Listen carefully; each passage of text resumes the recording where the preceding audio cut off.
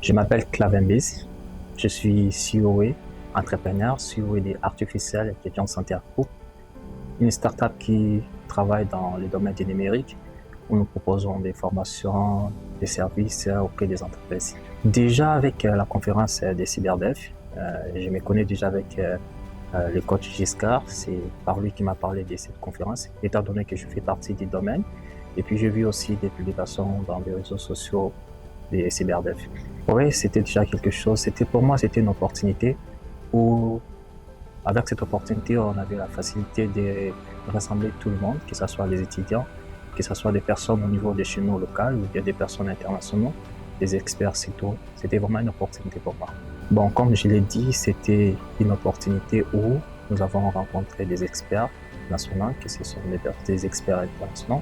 L'expérience a été favorable, nous avons aimé, surtout quand les personnes qui travaillent dans ce domaine sont les mêmes personnes qui contribuent à la création et au développement de ces domaines-là. C'était pour moi une choix nécessaire. Bon, déjà, pour la République démocratique du Congo, je trouve que c'est une opportunité qu'on ne peut pas mettre de côté. S'il y a des possibilités, même pourquoi pas le faire à Noël ou bien par trimestre, soit deux fois à l'année. Pourquoi? Parce que notre population elle est encore jeune et nous devons entamer le numérique, affronter le numérique, savoir tous les défis qu'on peut retrouver dans le numérique et puis essayer de sensibiliser la jeunesse dans ces domaines. C'est vraiment une opportunité pour moi. Oui, c'est très nécessaire. C'est très nécessaire. C'est la sécurité. La sécurité, tout le monde a besoin de la sécurité, que ce soit dans le domaine spirituel, santé, tout le monde a besoin d'être protégé. Normalement, la sécurité fait partie actuellement de notre vie intégrale. Alors, le pourquoi de ces genres d'activités, c'est question de sensibiliser la jeunesse congolaise et puis pourquoi pas la langue formée aussi, préparée, parce qu'étant donné déjà avec les projets du président, le plan numérique, de numériser toutes les institutions publiques, aujourd'hui par exemple s'il y a des investisseurs qui sont là pour conception, bon, soit installation des infrastructures, on doit se poser des questions. Est-ce que nous, la jeunesse congolaise, sommes-nous prêts à soit avons-nous la main d'œuvre qualifiante pour répondre à tous ces besoins-là? Moi, je trouve qu'avec ces genres de conférences et ce genre de programmes, c'est vraiment nécessaire pour le pays. Bon, si par exemple, donner mon avis, moi, je trouvais beaucoup plus à la prochaine fois, si pourquoi pas qu'il y ait des démonstrations, parce que souvent, des personnes, il faut les booster, il faut les motiver. Alors, les motivations viennent souvent avec des démonstrations liées dans la cybersécurité. Et puis, la deuxième des choses aussi, c'est la mobilisation. Je ne dis pas que la conférence n'a pas été bien faite, si elle a été. On a un peu remarqué qu'il n'y avait pas beaucoup de mobilisation concernant les apprenants, les étudiants surtout. Alors à la prochaine, peut-être le faire un peu plus tôt ou comment, bon. Mais il faut qu'il y ait des mobilisations pour qu'il y ait beaucoup. Et pourquoi pas les membres du gouvernement aussi, parce que c'est quelque chose qui touche à la jeunesse congolaise. Ouais, déjà, bon, la première, c'est la gratitude, le remerciement, de penser à ça et puis à la jeunesse congolaise. Il travaille aux États-Unis, mais il a pensé à son pays. C'est déjà quelque chose qu'on doit admirer et quelque chose qu'on doit encourager. Et surtout qu'il a aussi un projet de déployer une société, une compagnie dans ce domaine pour renforcer aussi et aider la population, la jeunesse congolaise. C'est quelque chose qui est très important. Il a nos encouragements. Normalement, ça devait être une priorité des priorités. Parce que déjà avec la vision du président, c'est de numériser. Mais dans le numérique, je vous ai dit, la sécurité doit faire partie intégrante de nos vies. Comment pouvez-vous assurer la connectivité numérisée sans pourtant penser à la sécurité? C'est très important. Les gouvernements devaient vraiment penser à ça. Ça devait être la priorité des priorités. Donc, parmi les priorités, on doit retrouver les aspects côté liés à la sécurité dans le numérique. Le jour J de l'événement, j'étais supposé aller dans l'espace, aller au Showbuzz le matin pour faire les dernières mises en place. Nous avions prévu de commencer la conférence à 14h. Et donc, vers 9h, je suis monté dans la salle de conférence. Et pour faire les dernières mises en place, il fallait parler avec ceux qui seront dans la technique, comment ils vont projeter les contenus, les différentes vidéos, les vidéos de cybersécurité que nous avions, les vidéos de la compagnie et de nos intervenants. Le temps passe tellement vite et J'ai quitté la salle à 13 heures, à 1 heure de l'événement. À 1 heure de l'événement, il fallait rentrer chez moi, dans mon appartement, m'apprêter et revenir dans la salle. Le calvaire de Kinshasa. Les embouteillages. J'en avais entendu parler de loin, je voyais les vidéos, mais les embouteillages. Terrible. Bah, je conduisais moi-même, donc c'était...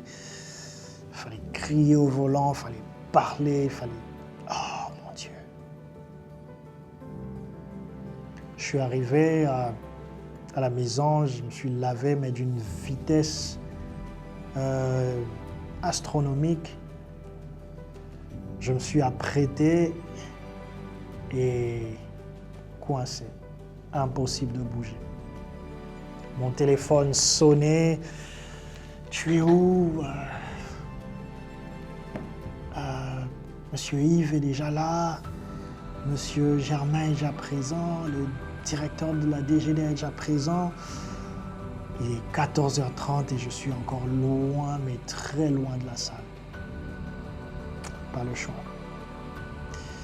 Il fallait prendre notre soucoupe volante de Kinshasa.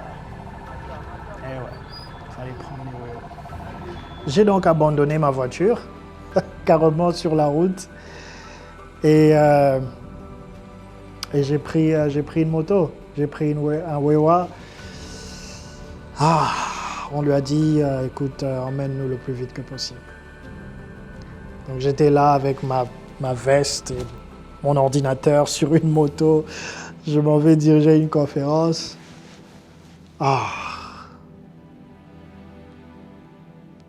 Je revis encore ce moment-là. Avec le recul,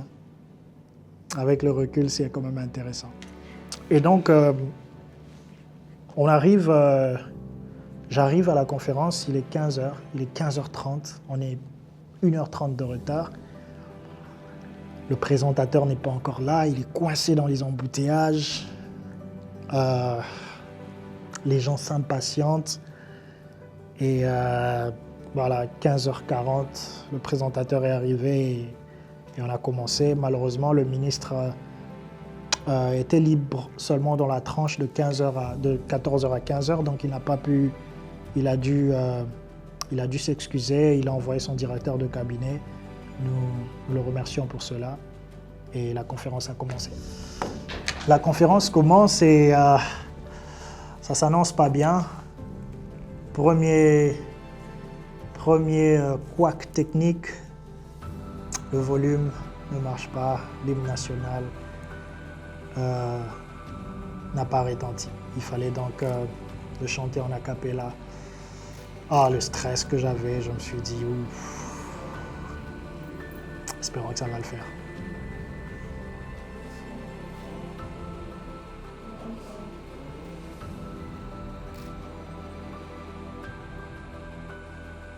L'événement a commencé par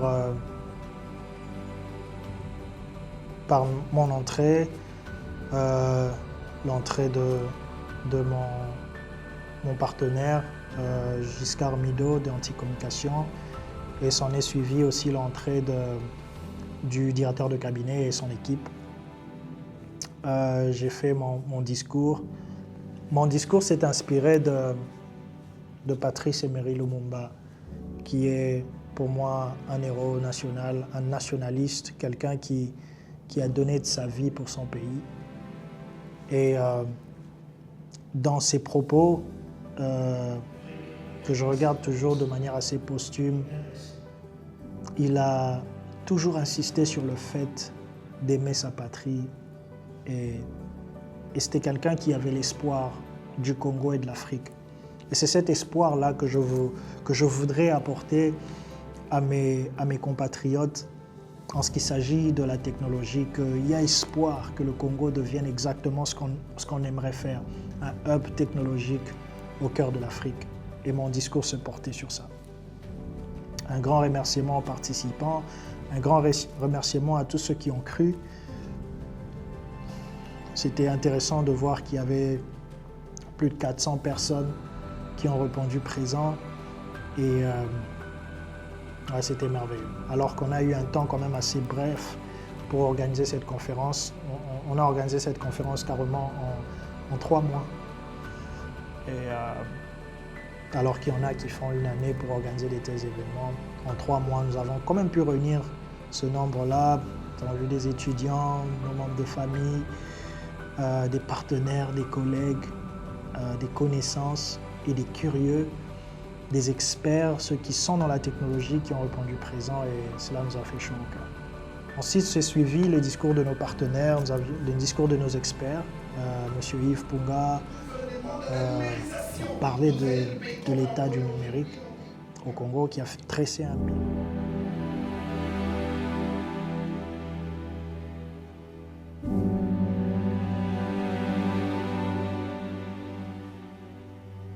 Mon nom est Yves Mpunga. Je suis expert en économie numérique et intelligence économique. Et sans compter aussi, j'ai fait une carrière dans l'économie, l'administration et la gestion. Alors, je suis dans l'international, représentant le CTO, Chief Technical Officer d'une entreprise aux États-Unis qui s'appelle Futurist en New Jersey. Et je suis aussi enseignant en technologie dans quelques universités.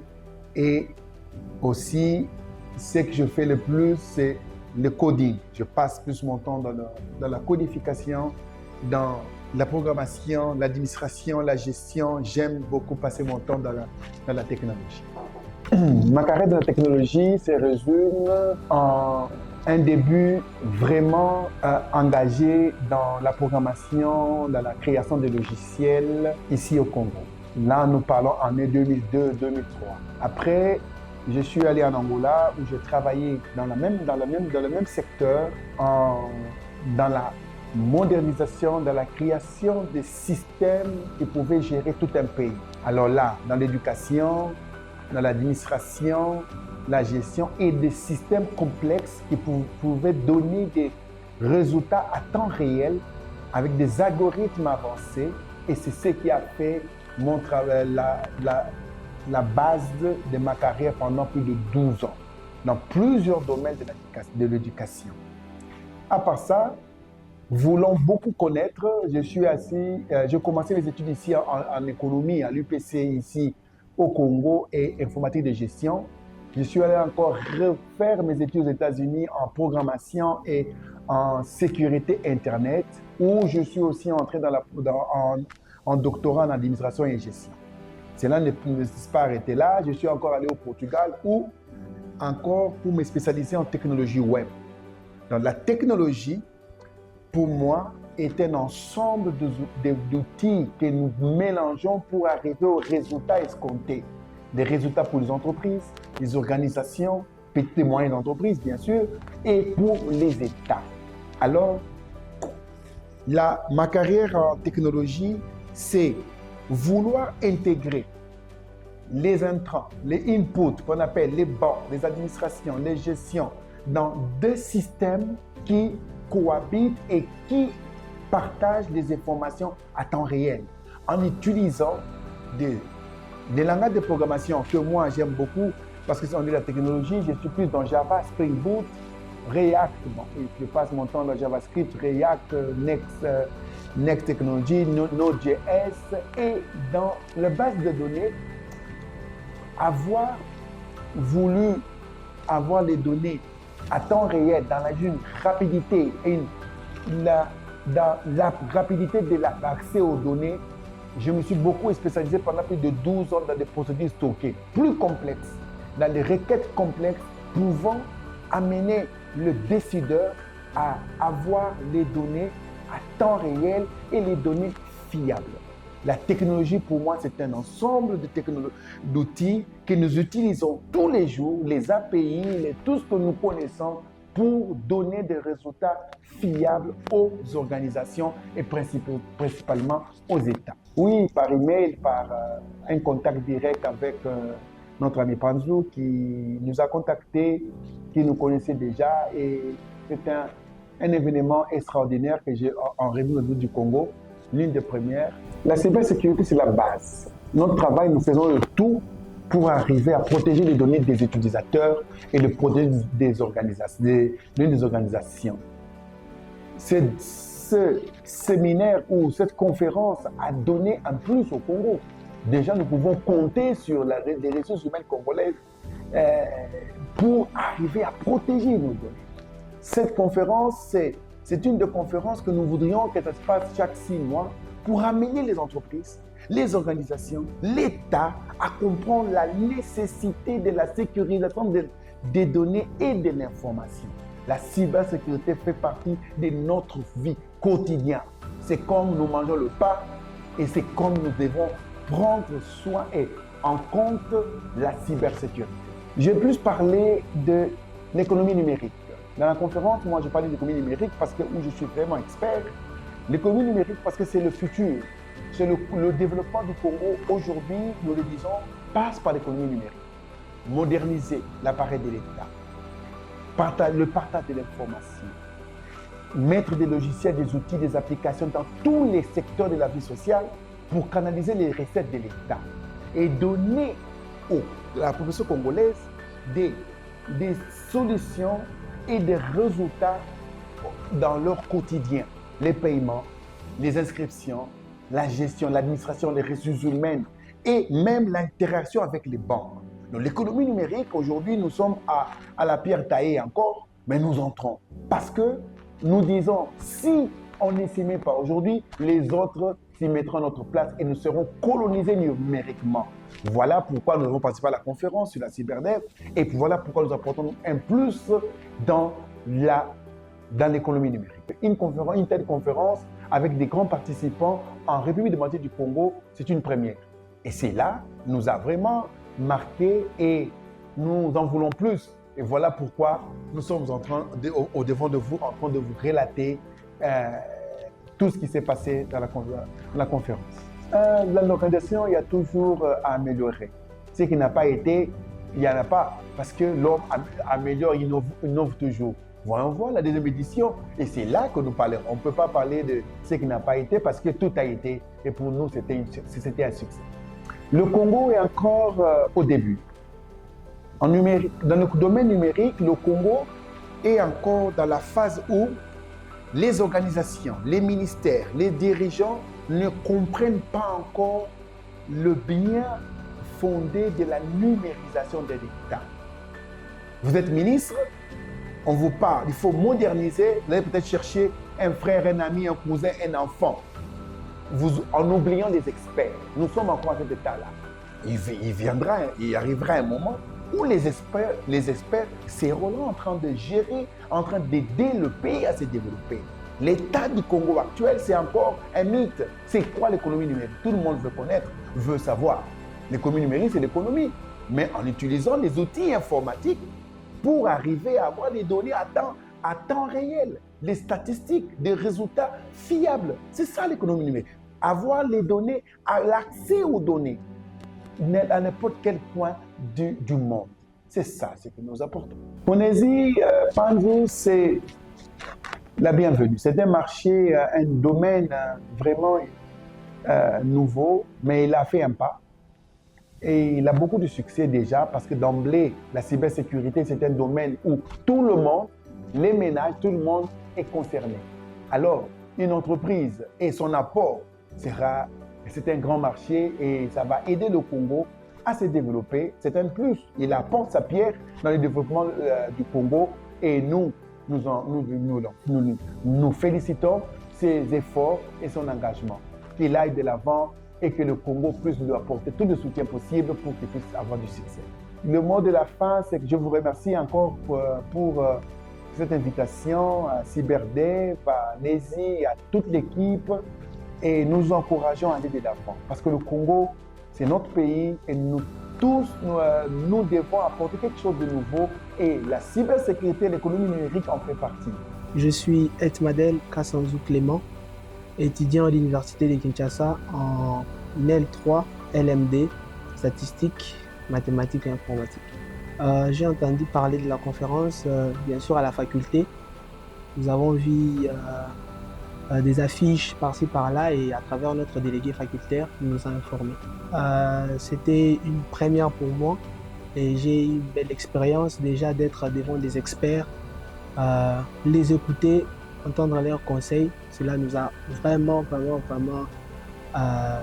aidé à avoir une idée claire sur la cybersécurité. Pour ne pas dire tout, mais j'ai premièrement aimé l'initiative, l'organisation de son début, mais surtout la matière que nous avons reçue, ce qui était même le but, qui était très important, les défilages de tout intervenant, cela nous a vraiment touchés. Voilà. CyberDev représente pour moi une vision, mais aussi une réalisation des idées que nous avions dans notre cœur. On se disait, est-ce qu'une fois, on peut avoir une plateforme comme ça, avec cette vision? Et aujourd'hui, CyberDev, c'est une réalisation de vision, des imaginations qu'on avait, et on est très content de voir ça se réaliser. Le PDG, c'est quelqu'un que nous avons connu à peine, mais déjà par le premier contact, c'est quelqu'un de bien, quelqu'un d'innovant, quelqu'un qui a de l'avenir. Nous pouvons que le souhaiter le meilleur dans ses parcours en tout cas. Au final, l'événement s'est très bien passé. J'étais émerveillé d'avoir vu autant de personnes assister à cette conférence. Et même après l'événement, dans les pourparlers qu'on avait juste à la fin, c'était magnifique de voir combien je recevais des remerciements, des félicitations par rapport à ce que nous avions fait. Les entreprises, les personnes présentes, tout le monde n'arrêtait pas de nous dire que c'était nouveau, c'était une première, une conférence de telle ampleur, avec autant de monde qui répond présent. Même les experts qui étaient sur place me disaient d'habitude, ce genre de conférence n'attire pas du monde, mais c'était merveilleux de voir qu'on était tous réunis pour une cause commune. Et surtout les étudiants qui n'arrêtaient pas de me dire que pour eux c'était un rêve qui devenait une réalité, parce que ça leur donnait espoir d'avoir une plateforme où s'exprimer, ou mettre en œuvre ce qu'ils savent, et l'espoir d'une carrière dans la cybersécurité, dans le développement des logiciels. Et c'est la raison pour laquelle on a fait tout ça. C'était pour booster un peu le côté innovation et technologique du Congo. Voilà, on remercie le Seigneur pour ça, et on ne va pas s'arrêter, on va en faire encore plus grande. Et le lendemain de l'événement, après une très longue nuit, après dans cette même soirée du samedi 9 août, il fallait aller dans quelques dîners. Beaucoup de gens étaient quand même assez enthousiastes et excités à l'idée d'échanger avec toute l'équipe. Nous sommes rentrés très tard, et le bon matin je me réveille, mais mon téléphone est en train de sonner, des messages de partout, et je regarde. Scandale.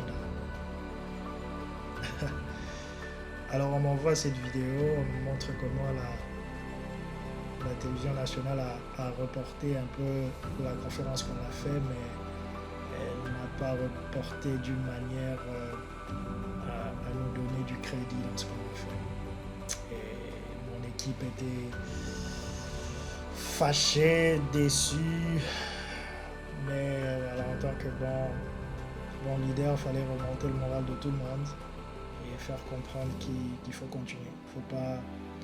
Faut pas s'intéresser à ce qui se passe à côté, même si X, Y ou Z ne nous donnent pas du crédit. Ceux qui seront impactés par ce qu'on fait nous donnera du crédit. Et voilà, on a avancé, et on va continuer à avancer peu importe les bâtons dans le roue qu'on peut avoir, peu importe la dureté ou bien la complexité de ce qu'on essaye de faire et d'imposer, on va pas se décourager, on va continuer à avancer. Cependant, il n'y avait pas que de mauvaises nouvelles, il y en avait des très bonnes aussi. L'engouement autour de ce qu'on a fait a eu une portée beaucoup plus extensive que ce qu'on pensait. Les chaînes de télé, les chaînes de radio ont commencé à nous demander, à vouloir nous interviewer. Et on est passé à Radio Okapi, la radio de la MONUSCO. Très belle émission et très belle expérience que j'ai eue avec toute l'équipe là-bas. On a fait aussi Bossolo la politique. Une très belle émission aussi qu'on a eue. On a fait Top Congo. On a fait Jonathan Billary qui nous a invités sur son plateau. Et ensemble, on a enrichi encore ce qu'on n'avait pas pu couvrir pendant la conférence. Donc c'était que du bonus et c'était merveilleux de voir comment nos efforts portaient du fruit et étaient soutenus par tout le monde. Et c'est ce qu'on veut faire, c'est ce qu'on a toujours voulu. Et je pense que la sauce a commencé à prendre et ça nous a donné espoir pour continuer à travailler dans ce qu'on est en train de faire. Tout est bien qui finit bien, les bonnes choses ne durent pas 10 ans. Et c'était le moment de remballer, de partir. Je suis parti avec le sentiment du devoir accompli, comme un soldat qui a en fait achevé sa course et vraiment est arrivé là où il devait être. Pendant ces quelques semaines, je me suis attaché à toute l'équipe avec qui on a travaillé. On a eu des moments de joie, des moments de stress, et on a partagé tout ça ensemble. Et quelques dernières visites que j'ai faites, quelques personnalités politiques, quelques personnalités aussi publiques qui ont bien voulu nous rencontrer, échanger avec nous. Et j'ai aussi reçu une invitation pour la conférence qu'organisait le chef de la République, le chef de l'État à New York après les Nations Unies. Donc il y avait une conférence sur la digitalisation du Congo. J'étais heureux d'être invité dans cette conférence-là pour pouvoir échanger encore un peu plus et échanger surtout avec les partenaires internationaux qui seront là. Et voilà, beaucoup de tristesse en quittant. C'était pas facile de quitter, mais on a laissé une bonne base et comme le Seigneur avait dit à ses disciples qu'il serait préférable pour moi que je m'en aille pour préparer des bonnes choses de l'autre côté afin de bien les ramener chez moi au Congo. Voilà, je suis parti, coincé dans les embouteillages comme d'habitude. Il fallait quitter l'aéroport à 15h. Il fallait quitter même avant 15h. Moi, j'ai quitté à 15h.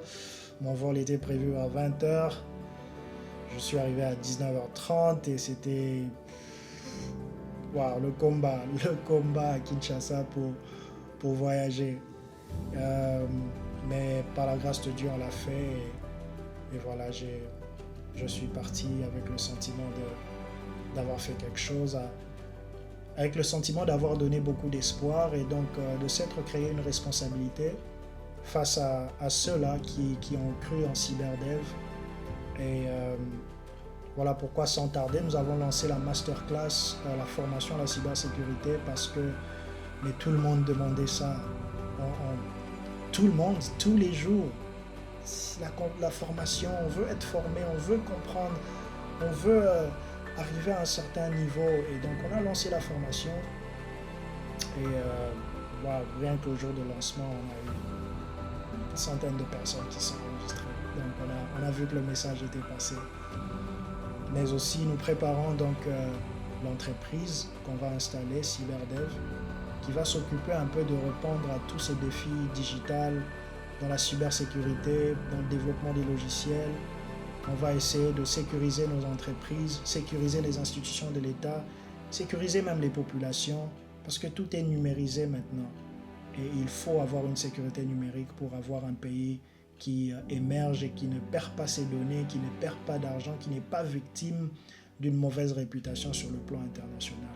Voilà l'objectif de CyberDev, de créer l'emploi, donner à ces jeunes qu'on a rencontrés une plateforme où ils peuvent venir. On a des génies au Congo qui peuvent inventer des histoires, qui peuvent inventer des applications comme Facebook, comme Google, et ainsi de suite. Ils ont juste besoin d'une plateforme qui peut supporter leurs actions. Et c'est ce qu'on essaie de faire. C'était notre petit documentaire sur la conférence CyberDev 2025. Elle était belle, elle était merveilleuse. Et elle nous a donné envie. On a eu le sentiment aussi d'avoir encore plus à donner, de ne pas avoir totalement tout fait. Et voilà, on a prévu encore plus grand pour 2026. Alors je vous demanderai de ne pas rater celle-là, parce qu'elle sera meilleure, elle sera beaucoup plus soutenue, elle sera beaucoup plus reçue, je pense, par la population, parce que je crois qu'ils ont vu qu'on est sérieux dans ce qu'on essaie de faire et qu'on a l'espoir d'un Congo puissant. L'objectif est simple, faire du Congo le hub technologique au cœur de l'Afrique. C'était Nézi Panzou, PDG de CyberDev.